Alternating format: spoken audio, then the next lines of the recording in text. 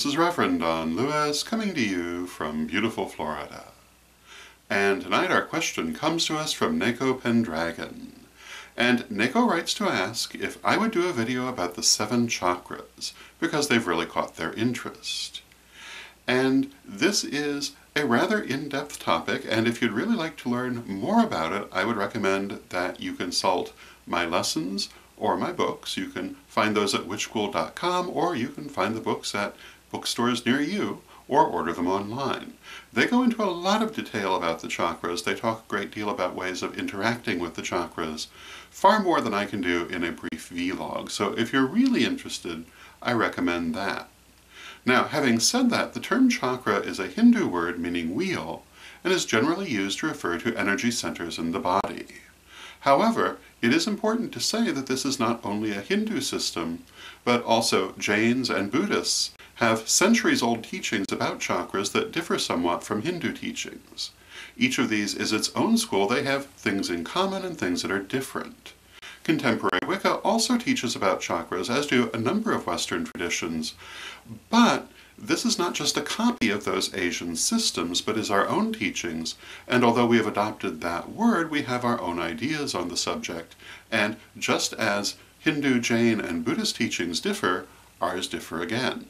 It's also important to point out that many other cultures had teachings about energy centers in the body. For example, the ancient Celts and the Chinese Taoists, both of whom described them as cauldrons and had a 3-cauldron system that they used in their energetic work.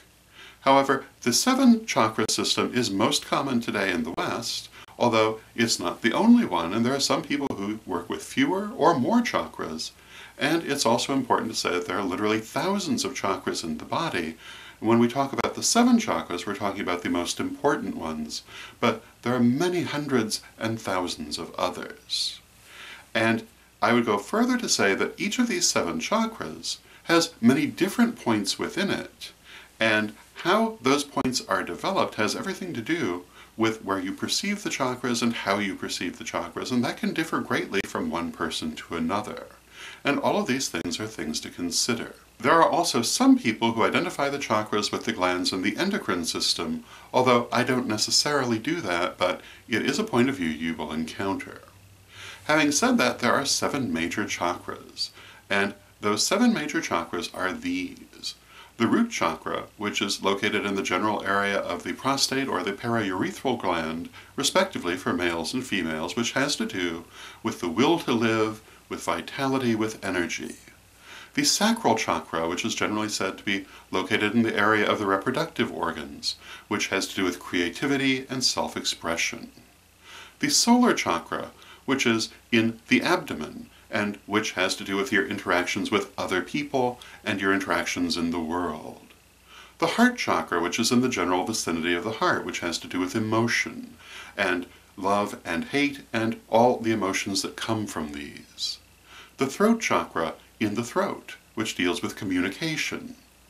The third eye or inner eye chakra, generally regarded as being in the area of the forehead, which has to do with clairvoyant abilities, and the crown chakra at the very top of the head or just above it, which has to do with the ability to receive messages from spirit.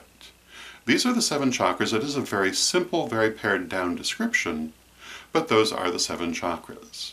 So I hope you find that interesting, and I hope that you learn more about the chakras, and until next time, may you blessed be.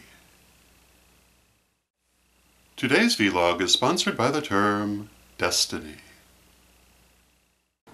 Destiny.